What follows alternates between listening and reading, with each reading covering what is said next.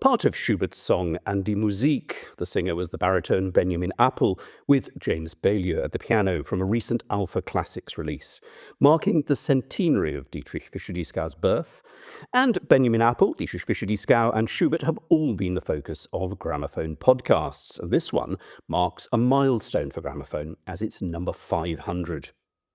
I'm James Jolly, and welcome to a celebration of the range and breadth of the classical music world as seen through the eyes of Gramophone and its weekly podcast. I'm joined by Gramophone's publisher and editor, Martin Cullingford, Gramophone's deputy editor and also editor of International Piano, Tim Parry, and Hattie Butterworth, a regular voice on the Gramophone podcast, and also editor of Choir and Organ and Opera Now. And we're going to look back over some of the 500 podcasts we've made and share some of our enthusiasms for the recordings that prompted those many conversations. But before we dive in, Martin, let's go back to the start and talk a bit about how the podcast started. Yes, well, for a number of years there'd been a cover mount CD on Gramophone, and for part of that we'd had an interview series in which we talked to artists about composers, and then the cover mount CD came to an end, and I think we really enjoyed that process of actually talking to people in different sorts of ways, bringing different voices, and so we started exploring the podcast. There was a lot of experimentation. They were sometimes weekly, sometimes monthly, sometimes packages of various things. And after a while, we found a format that did really work. And at one point went weekly. And at that point, we saw the traffic grow immensely as people got used to seeing it. And also experimenting with those formats. And so the most usual format is a discussion with an artist about a new album. But then every so often, as we'll go on to talk about, there are different kinds, whether we discuss recordings internally or whether we talk to someone about a particular composer. But also at the time when we started it, podcasts were kind of quite niche, sort of in their infancy, and now they've become really, really big. And it's been wonderful to actually have just been there throughout that journey. And it also means, for me, it means that we can be very timely, because being a monthly magazine is always tricky because you will inevitably slip behind or you'll be ahead or whatever. But actually, we've decided we publish them on a Friday, which is when the new releases tend to come out. So more often than not, I would think sort of 90% of our podcasts go out the day the recording is released, and they're really focused. We most of them, we focus on a brand new recording. And I think it's just a great opportunity for an artist to sort of stop and just almost to sort of take stock of that recording and almost introduce it. And as I'm sure we'll go on to discuss, you glean so much from an artist, when you're sort of talking about what they do. And you can every now and then, surprise them with a question perhaps, they weren't ready for, and actually get a really amazing answer. Absolutely. And I think it's also worth remembering this in publishing. There's not a one-size-fits-all kind of interview. And actually some people are very suited for print interviews or discussions, and actually some people are just really wonderful podcast guests. And when people talk to us about, would you feature an artist on a podcast, or we're talking to ourselves about who would we like to put on it, we're always asking our questions about how that person talks about music. What is the story they have to tell? What's going to make this a really interesting listen, both in terms of the interview, but actually the music. I think one of the most fascinating periods actually on the podcasts was during the pandemic, where we were all stuck at home and we didn't actually miss a single week's podcast. And we should probably explain how it's done, in that we set up a Zoom call with the artist. They're probably at home. It certainly would have been during the pandemic. Then they record their voice on their phone. We would do the same our end. They wear headphones, we wear headphones, so you're not picking up the other person's voice. Then they send in the sound file, and then you weave it together. And more often than not, it actually sounds like you're in the same room. It really is quite extraordinary. Certainly technology allows for that. Though, of course, every so often we try to make sure we are in the same room. And I know, Hattie, you've done a lot of those in the same room. And I always quite like the little ambience sometimes of cafe noise. But again, that's part of meeting an artist where they are, that their place. And I think that's actually part of the sort of the podcast thing, isn't it? That, they're not studio recordings always. Ours certainly aren't. They just go out and find the artist, and if it's over a cup of coffee in a cafe, fine. I certainly find that compared with doing interviews for print, I feel personally more comfortable behind a microphone. And I don't know why that is. I feel like there's just more back and forth. It feels more like you are just having a chat. And I always forget that we're actually doing an interview, which is for better or for worse, I think. But with a print interview, I think in a funny way, sometimes they're more worried about what they're saying. But if you really allow for that conversation just to flow and then sort of natural energy to enter into the conversation, it's quite amazing what some artists end up opening up to. And there haven't been many times that anyone's ever sort of said, oh, can we take that out? Can we take that out? I love it when they're quite free to just trust that we're going to edit it together into something that really represents them and their album. And that's been a really beautiful process. And I think that the podcast form really allows for that kind of vulnerability that maybe you can't always get when an artist knows that it's going to be in print. Now, over the course of our 500 podcasts, there are a number of conversations with some of the great senior musicians of our time, some no longer with us. So, Martin, this is the area you want to sort of draw our attention to. Absolutely. And for the purpose of this conversation, we decided we would choose one podcast that sort of really exemplifies that particular area. And I decided to look back to a podcast I did in 2013 with the guitarist Julian Bream. It was to mark his 80th birthday, also the fact we'd just given him a Lifetime Achievement Award.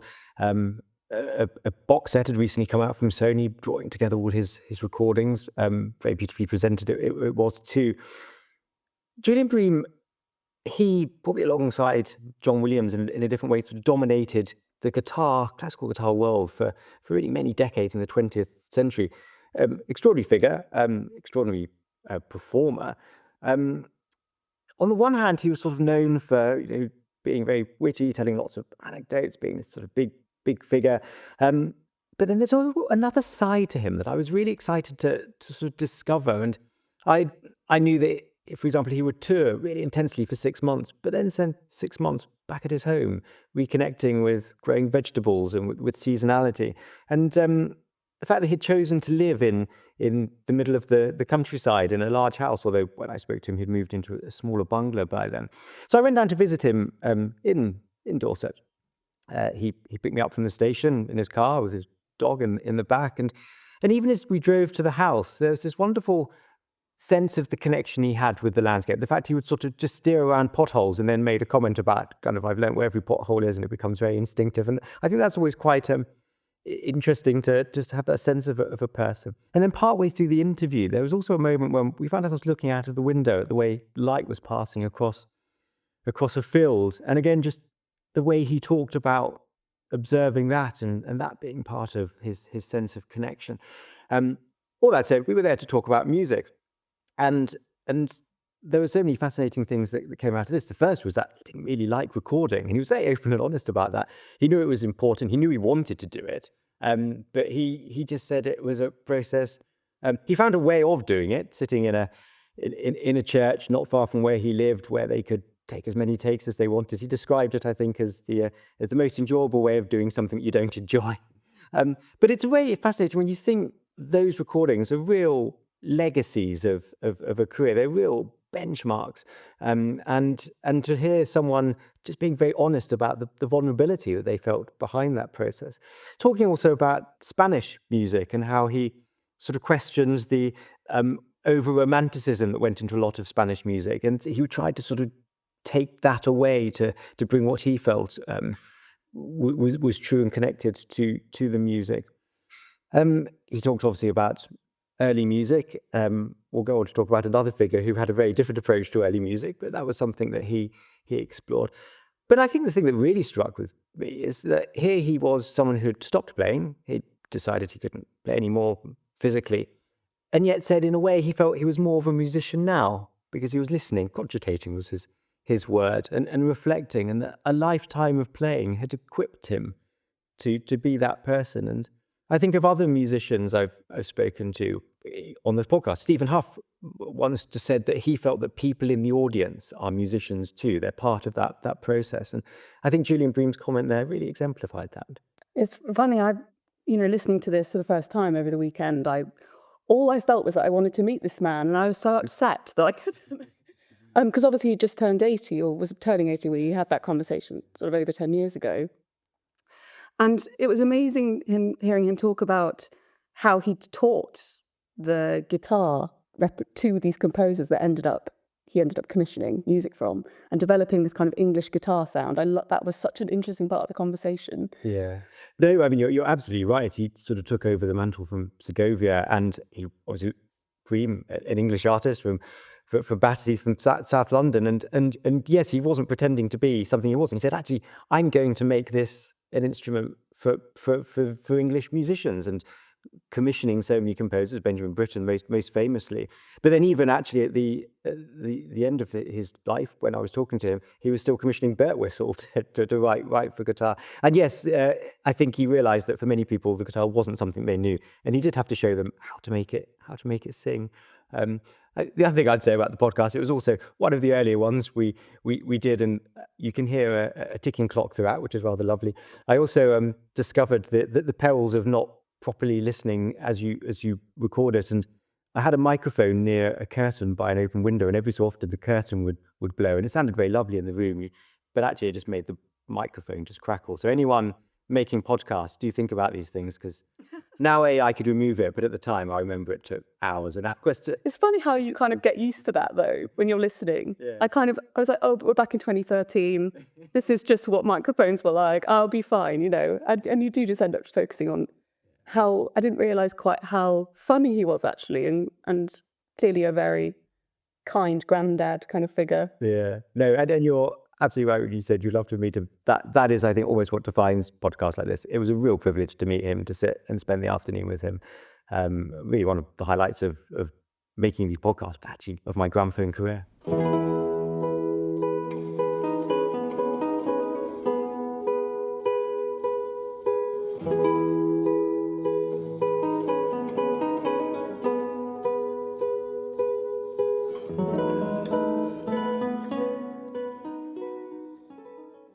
And did composers that did write for you know the guitar by that stage? People like Arnold or Britten or Walton, or did you have to show them what it was capable of and actually what you were able to do? Well, I think I had to show them what the guitar was capable of. But they'd heard me playing and they could feel the expressive potential of the instrument.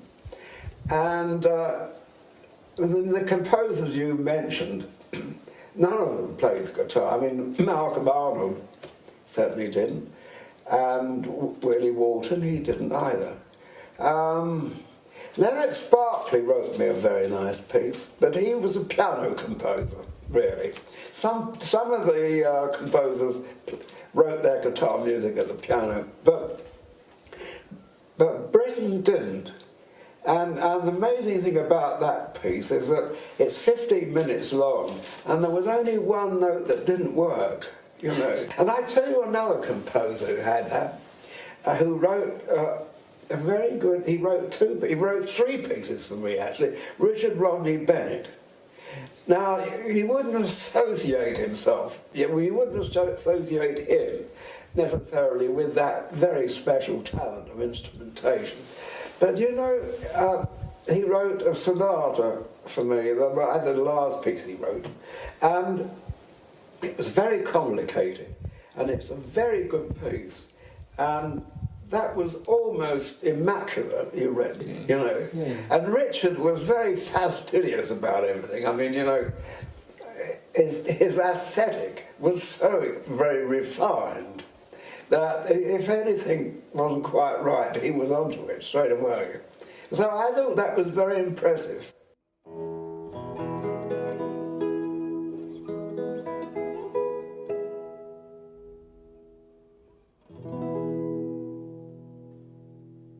One of the other sort of strands of podcasts that have run through the 500 are discussions about a composer. And this actually emerged from the series we did on the Cover Mount CD, which was the Real Great Composer series. They would tend to do that with artists. And for this, we called on our own panel of critics, all of whom have their expertise.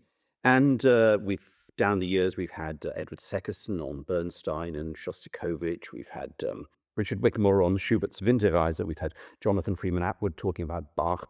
And Jeremy Dibble on Stanford, Jeremy Nicholas on Liszt, Hugo Shirley on Richard Strauss. But Tim, you've alighted on another of Richard Wigmore's podcasts. I have. This is Richard in conversation with Martin on Schubert. And Richard he's a great Schubert expert. He really knows the music, and that shines through every aspect of this podcast. I found it fascinating. It was over an hour long, and I thought that I knew Schubert's music pretty well. But having listened to this podcast, I found myself just going back and exploring more of the music, listening to things I knew, exploring things I was less familiar with. Richard's a very strong communicator. He shares a sense of passion of things that he knows well. Martin was very good at drawing out of him this enormous knowledge of facts and figures, of dates. He knows all the Deutsch numbers, of course he does. His clear knowledge, intimate knowledge of the music shines through. So he's able to tell you the context of everything he's talking about, both the context within Schubert's life, but also within the general musical culture of the time and what else was going on, its connections to Beethoven, to Haydn, to Mozart, and it's a really engaging podcast, and I found I learned a lot about a topic I thought I was reasonably knowledgeable about, and it's exactly. I would recommend it to anybody who likes Schubert but doesn't know very much, but also who thinks they are very knowledgeable about Schubert. You've got something to learn for everybody there. I thought it was fascinating. I think what's interesting is also it's quite unusual to have a conversation where somebody talks about a composer's entire oeuvre, because normally, when people are talking about a particular composer, it's often, we'll talk about the songs, or we'll talk about the piano music, or talk about the chamber music, but actually have it all woven together. And there's no sense that he wants to avoid the best-known works because he wants to show his knowledge about the things that I know more about Schubert, because I'm going to talk about the out-of-the-way pieces. It's not that at all. He talks about some of the most famous Schubert works and still brings sort of personal insight to them. And yet also he talks at some length about the church music, for example, the masses, and he clearly, again, that was something I went and listened to as a direct result of that podcast. I think you're absolutely right, Tim. I think what Richard Wigmore does so well is he presents a life, not a biography, not a collection of music, but a life of which the music and the biography is so interwoven. And he understands that and he communicates that so wonderfully. It's a real joy to sit down with figures like Richard Wigmore and draw on their extraordinary knowledge.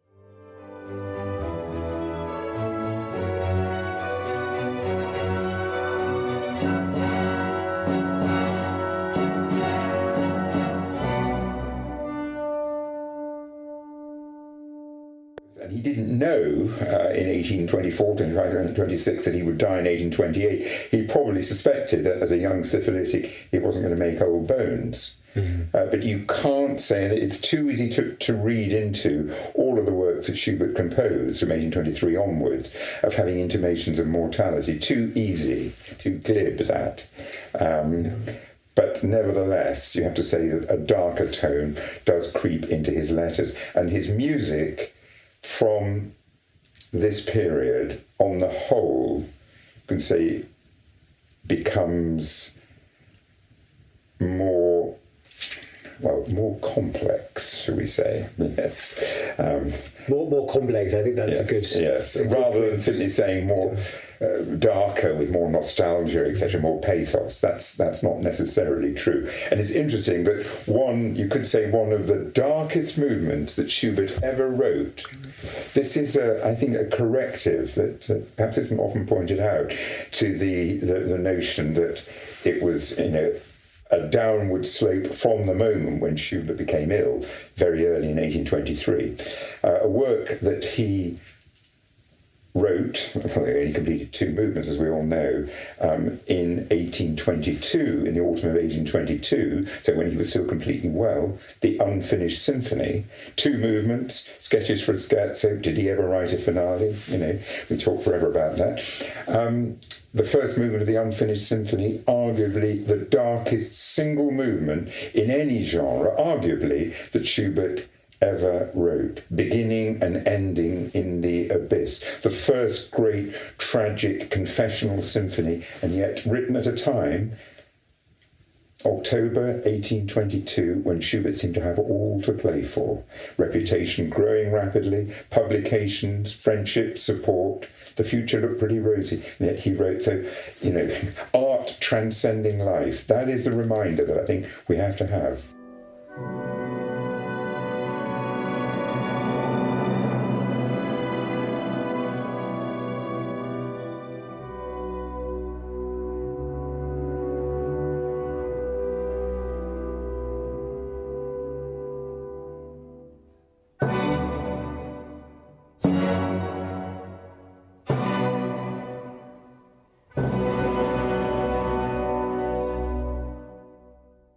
I mean, the bulk of the podcasts are devoted to meeting practicing musicians, often major established figures. And just before Christmas last year, I went over to Paris to celebrate William Christie's 80th birthday with a conversation with him. And preparing for that conversation, I trawled through his really extensive recorded catalogue, and I stumbled across a recording from 1997, which I'd completely forgotten about. And it took me back to when I was a sort of teenager, when you would buy a record, you would save up, you would buy a record, and you would play it and play it and play it and play it until you knew back then probably every groove of the LP. Now probably just every bar of the stream or the CD.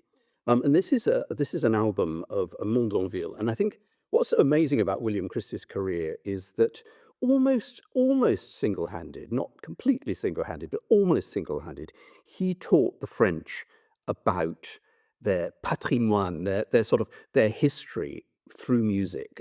He has unearthed so much work from the 17th and 18th century, and done it with such incredible style with Les Arts Florissants. And in the course of doing all this, he's discovered many younger singers, young instrumentalists.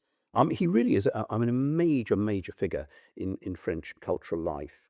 And this album, in a way, sort of is symptomatic of what he does, because the Grand Motet of Mondonville really weren't well known. Now there are a few recordings of them. Mondonville was a contemporary of Jean-Philippe Rameau. He lived from 1711 to 1772. And in the early years of the 18th century, the motet had more or less supplanted the mass as a sort of major religious format. And Mondonville wrote quite a few. Christie chose 3 for this recording. There's Dominus Regnavit from 1734, there's De Profundis 1748, and then In Exitu Israel from 1755. And the variety in these pieces is absolutely extraordinary. I think a lot of them were probably not meant for necessarily religious performance. They were often sort of concert performances, but they had a religious theme. But they had everything in them. They had the most amazing orchestral writing, absolutely staggering choral writing, some beautiful solo work. And it's interesting, this, as I say, this recording from 1997, there are 2, amongst the soloists, there's the soprano Sophie Daneman and the tenor Paul Agnew, who've both gone on to be major sort of figures within the whole Les Arts Florissants biosphere, as it were, the whole sort of family. It's a very difficult recording to excerpt because there's so much variety, but the bit I've chosen is this absolutely extraordinary section from the In Exitu Israel motet, where the voice is kind of, well, I leave it to you to discover what it sounds, but it's an evocation of the sea and the fleeing sea, and this sort of jerky, agitated section is absolutely amazing.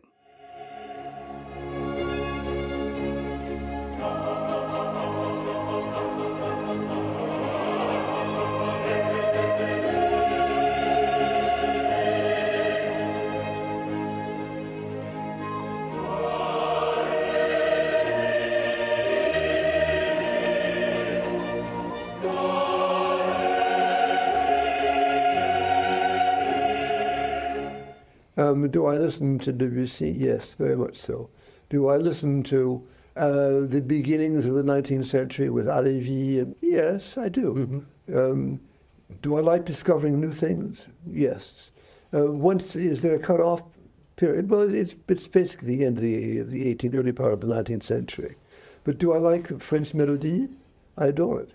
And I can play you on the piano, I maybe a selection badly played of maybe 15 Duparc or Chausson or Forêt melody. Yes. It's not that fanciful to connect the melody back to the air. Of course, this great arc, it can be, it's the language, obviously, that unites all this very, very sort of conscious effort on the part of French composers to integrate a musical language. Because French itself, music starts with language, actually. Yes, of course. What's the last thing I really listened to carefully with great emotion? I suppose it was Poulenc. But I've been, we've been having fun, some of my young colleagues and I, doing things like Michel Legrand. Or what about Renaud Hahn? In fact, we've done a wonderful little recital, Léa des André and Tommy Dunford, and I've been playing and singing bits and pieces of Ciboulette. So yes, that's a good question because I have a very strong feeling about that, Yeah.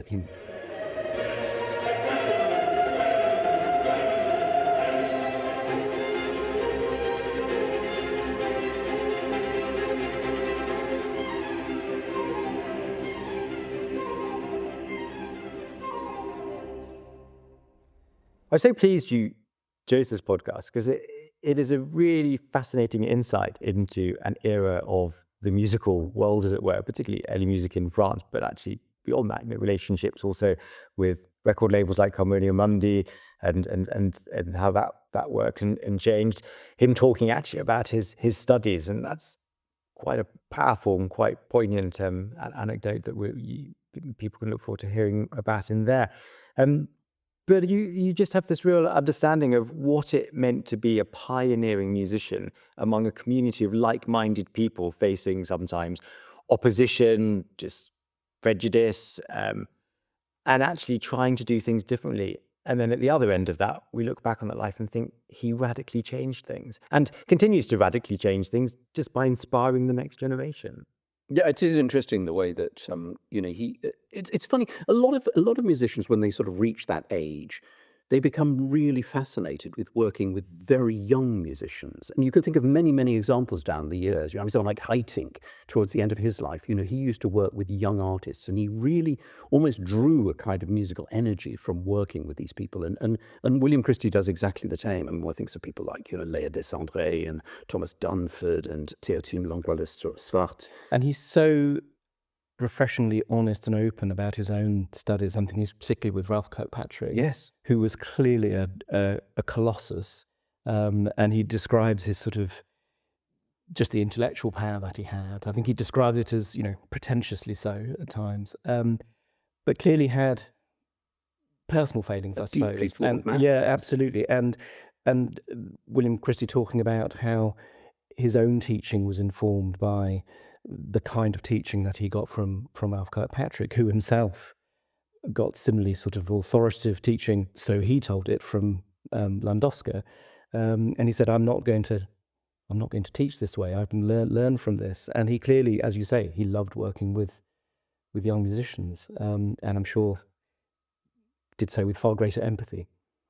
Now, young musicians gives us a very nice link into the section for you, Hattie. I mean, you've done quite a lot of podcasts, and you tended to focus on the younger generation. I mean, what have you sort of learned from your conversations with these people? Wow. Well, I think I'm often interested because I studied the cello at a conservatoire. I think I'm always coming into the conversations wanting or understanding, I guess, maybe the path that has led them to making a recording with Warner or with Decca. I think sometimes it's easy when there are so many recordings coming our way to forget how much work and a heartache really has gone into getting to that level.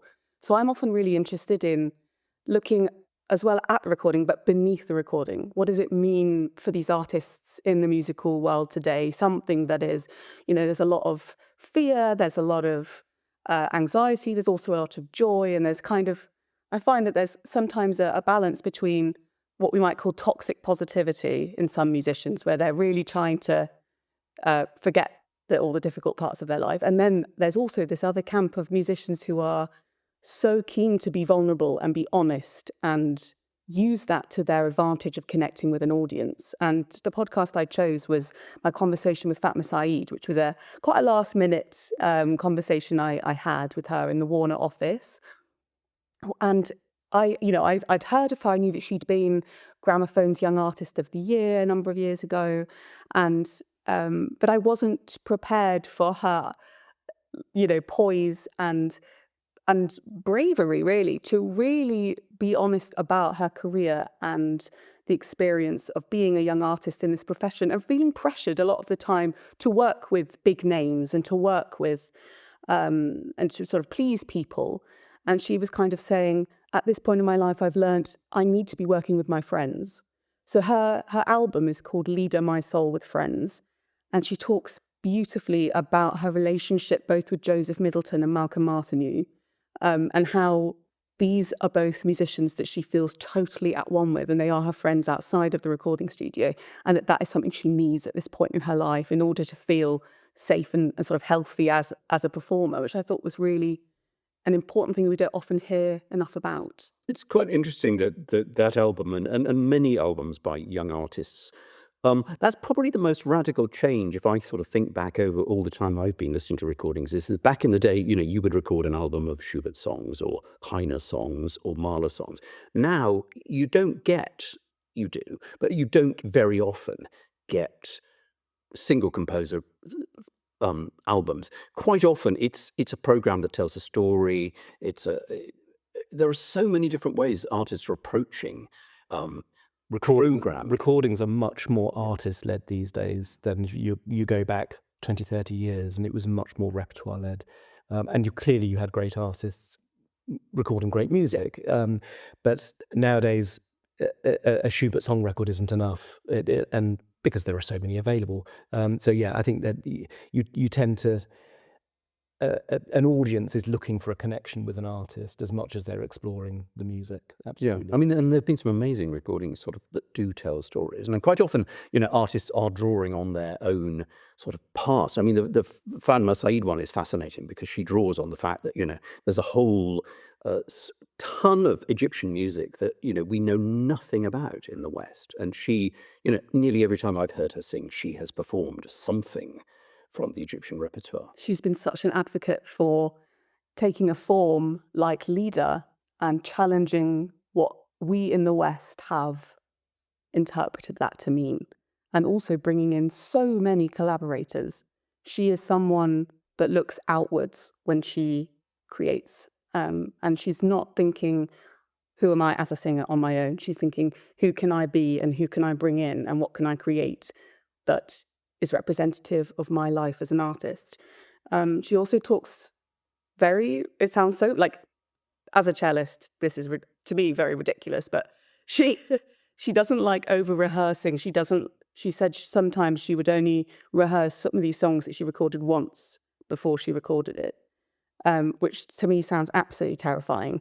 But she's so determined to give that freshness on record, giving the audience the experience of hearing it for the first time. She wants that spontaneity, and that emotional honesty, I suppose, if something's not being...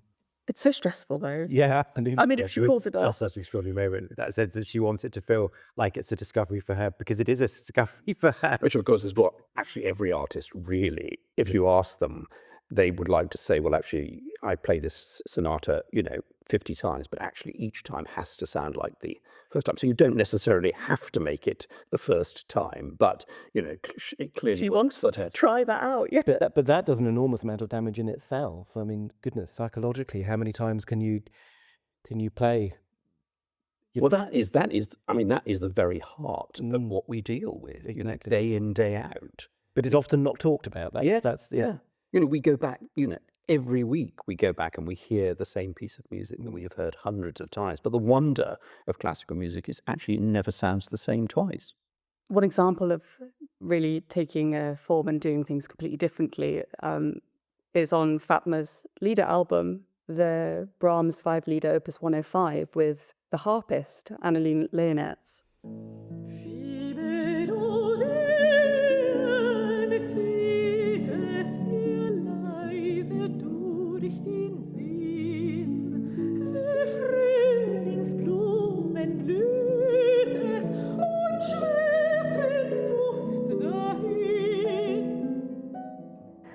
And I've come to terms with stopping the collaboration because for me, the reason why I chose to do this job and the reason why I'm currently choosing to put a lot of emphasis on chamber music and Lieder is because of this very personal relationship you have with the other musicians on stage or the other musician on stage, and not getting along on a personal level is a little bit difficult for me because I might agree musically, but I might not be very fond of the character or of the personality, or have gone through an experience where I realized there is an ego problem coming in the way.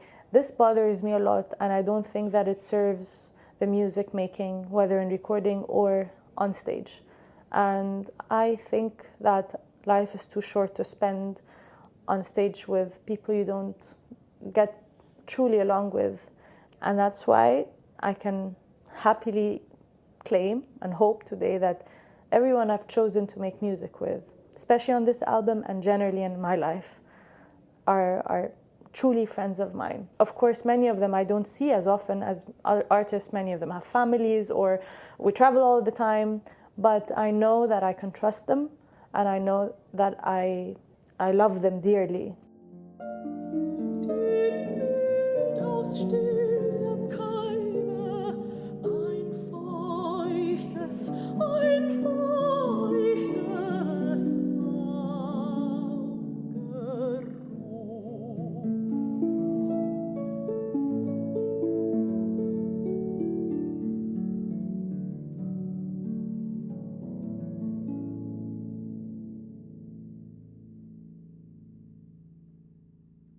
And that was the voice of Fatma Said, and she's a Warner Classics artist. And my thanks to my colleagues Martin Cullingford, Tim Parry and Hattie Butterworth for joining us for this, our 500th podcast. And do join us every Friday for another instalment. Or search the archive wherever you find your podcasts to catch up with any of those 500 podcasts. Gramophone podcasts are free, so if you enjoy them, then a really great way to support our work is to take out a subscription to Gramophone Magazine. Over 13 issues a year, we bring you hundreds of reviews by our expert critics, as well as in-depth articles about the latest classical music releases and the most exciting musicians of the day.